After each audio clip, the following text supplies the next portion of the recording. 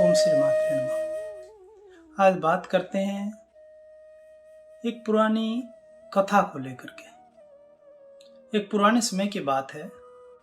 एक बार एक किसान बड़ा धार्मिक था, परमात्मा में निष्ठा थी। वह एक बार देखता है, जंगल में जा रहा था, देखता है कि एक लोमड़ी, उसके पैर नहीं है, वो घिसट घिसट के चल रही है बेचारी। वो तो एक शेर आता है दूसरी साइड से, वह किसान पेड़ पर चढ़ जाता है, छिप जाता है।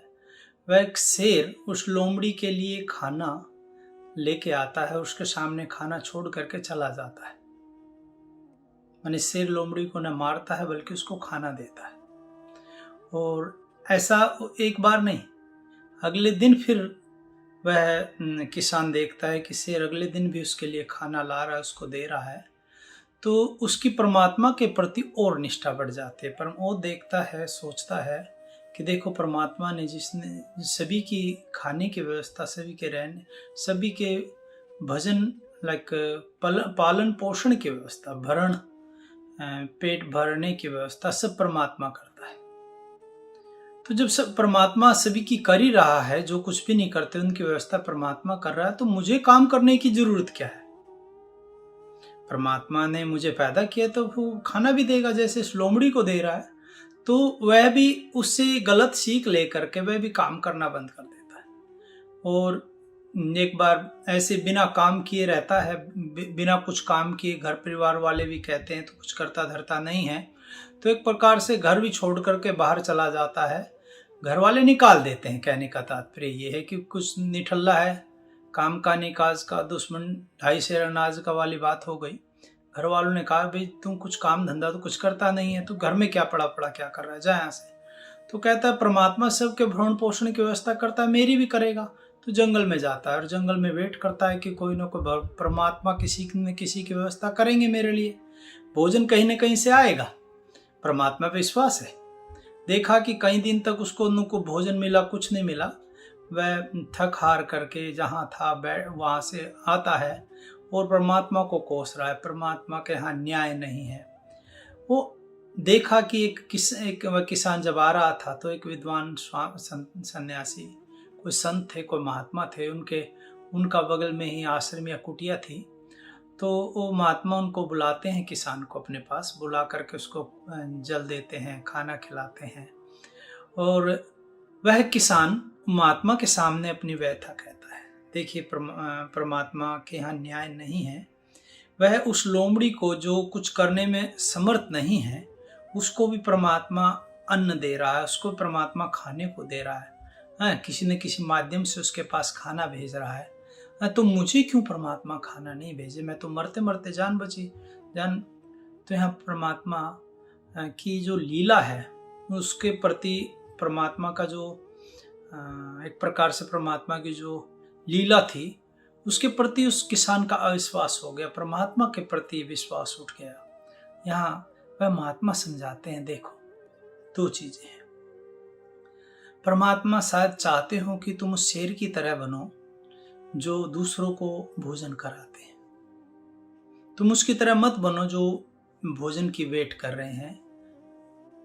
आप समझे?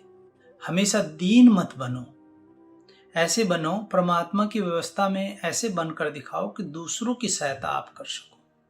हो सकता है परमात्मा के यहाँ कोई ये न्याय अन्याय की बात नहीं है।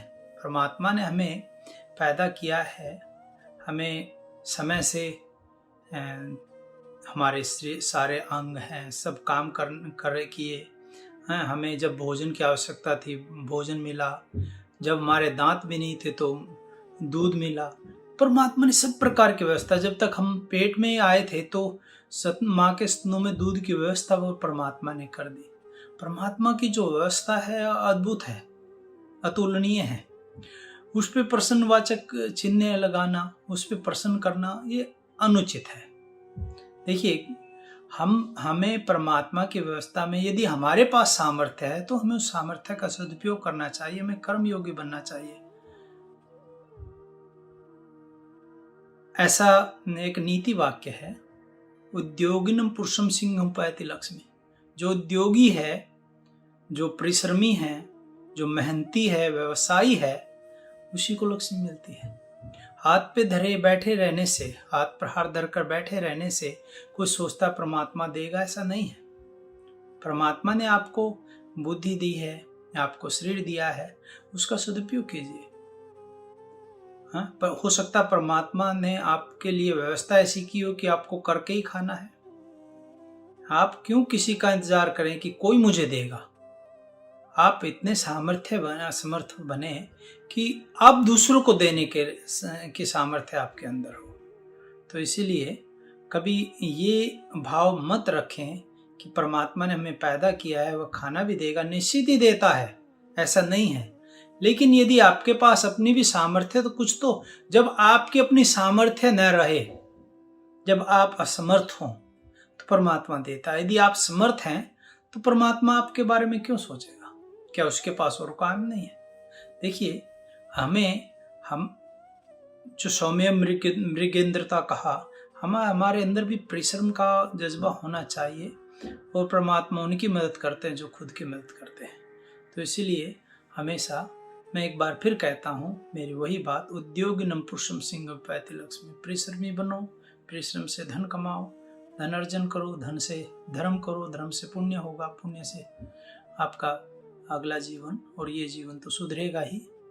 इस जीवन और यह लोक और परलोक दोनों के आपके सधेंगे। तो इसलिए केवल हाथ पे हाथ धर कर बैठे रहने से या परमात्मा का के ऊपर आकाश वृत्ति से विश्वास करके, ठीक है, यदि आप साधु हो, सन्यासी हो, आपने सब कुछ छोड़ दिया है, बात अलग है।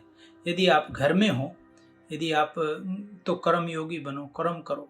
कर्म करने से ही आपके जीवन में सफलता मिलेगी। कर्म ही सफलता का एकमात्र साधन है।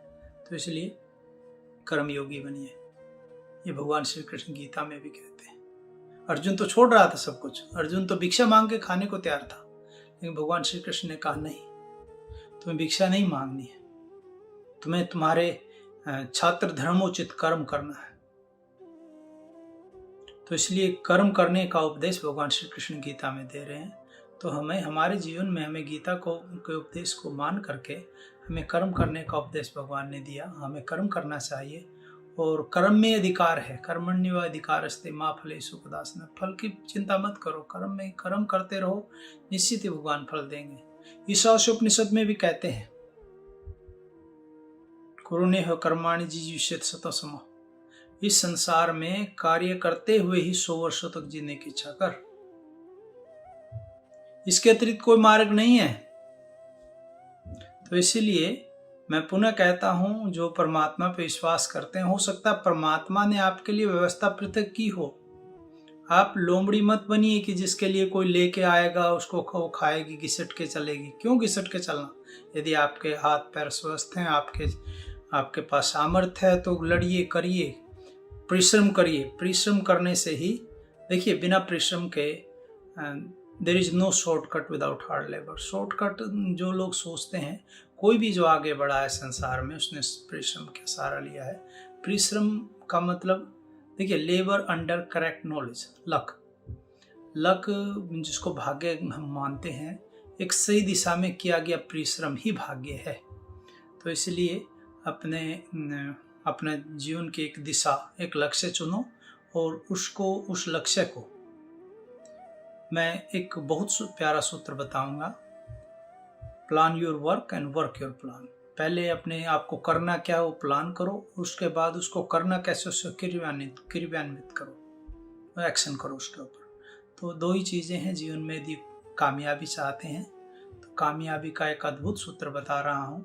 आपके जीवन में निश्चित ही परमात्मा आपको उन्नति का मार्ग प्रशस्त कराएंगे। इति ओम श्री मात्रे।